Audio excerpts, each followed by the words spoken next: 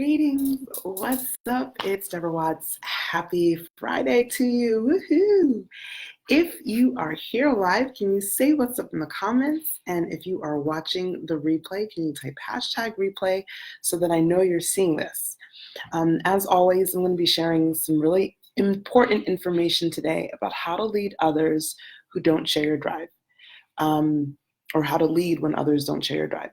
Because leading others kind of sounds a little bit more like managing, but when we're talking about leadership, it's always more about the influence than about the power or authority over others, right? Okay, so let's go ahead and get started. I hope that we have 5 different commenters today so that I can post up a cheat sheet that I made that I think you're going to enjoy. So let's talk about leadership. This was a comment that I got from someone not too long ago saying that their biggest challenge was basically leading and managing people who don't share the same drive or initiative as the leader. And I think we've all had this experience. Type in the comments, has this ever happened to you, whether in your family or at your job or your business if you're the employer, or even in your community? Has there been a time where you've been either placed or volunteered for a leadership position, and then as soon as you're in that position trying to get everyone to kind of get on board with whatever the project is, you're noticing that people are not as pumped as you are to get it done, or maybe they vehemently disagree with your ideas, whatever it may be. If that's happened to you, type in the comments, let me know, let us know, because I think it's nice when we can see other examples and we know we're not the only ones who've gone through this. It's actually a very common challenge. And I wanted to talk about a couple things as to why that might be the case. So the first might be that they're just operating from a different stage than you, right? So if you remember when we were talking in our previous video about the 4 stages, and we understand that everyone's in different stages at different times in their life and in different areas of their life. So there is never a guarantee that you're going to be working with people who are operating from the same stage as you. So if you're in stage 3, which is independence, and you're able to kind of take ownership of your tasks and get things done, and you don't need any support from someone else, and you're working or have people who are working with you who are in stage 2, which is dependence, where they need extra guidance, or they feel that they need someone else to validate or confirm or direct them before they can make a move, that can yield some of the challenges where the drives are not matching.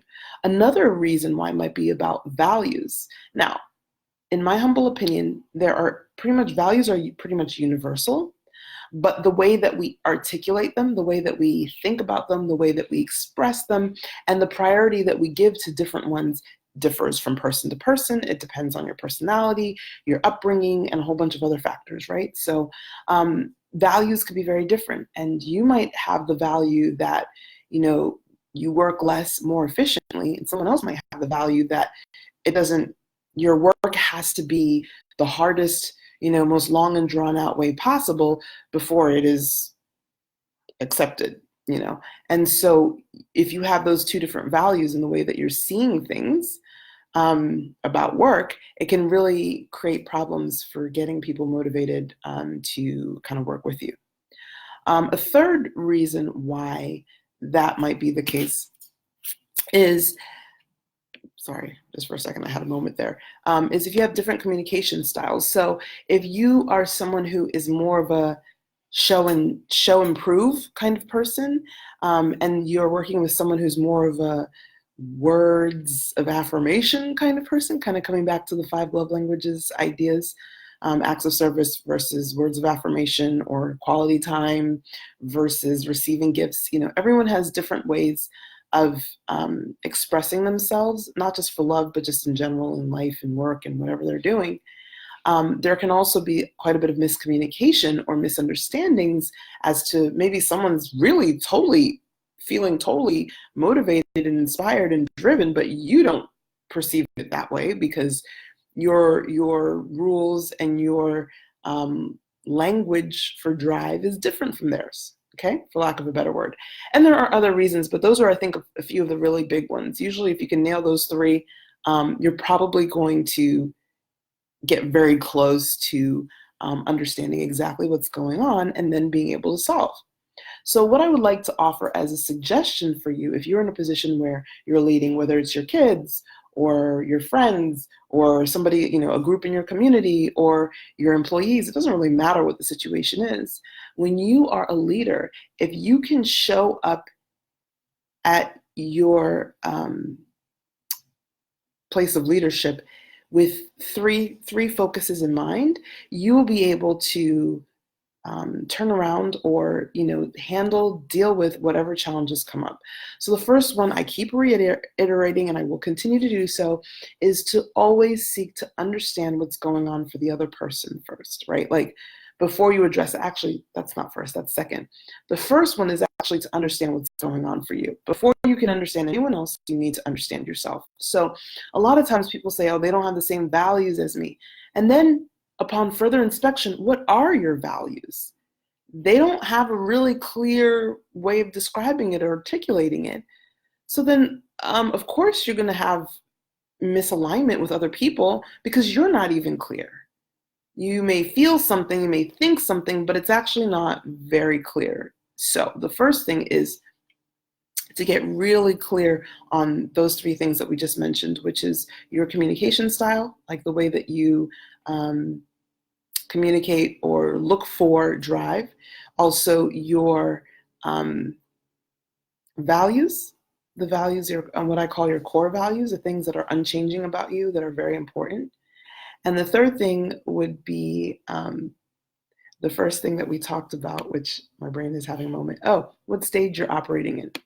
So noticing, and you can self-evaluate, you can go back to the video that we talked about before and find out what stage you're in, whether you're in codependence, dependence, independence, or interdependence, where you're operating from. Actually, it would be the first three because 4 requires a synergy, which obviously you don't have if you're having a hard time keeping people engaged with you, and whether it's perceived or real, you're not operating in stage 4. So it'll be one of the first 3, okay? So identifying that, and then second is doing the same thing for the other person. Now, like I mentioned previously in our Q&A, there are many times when you can actually, I've been watching a lot of Sherlock Holmes recently, so I'm thinking of the word deduce, but you can actually figure out what those things are for the other people, their mode of communication, their values, and whatever stage they're operating in as it pertains to this particular issue that you're dealing with them, not their entire life, okay?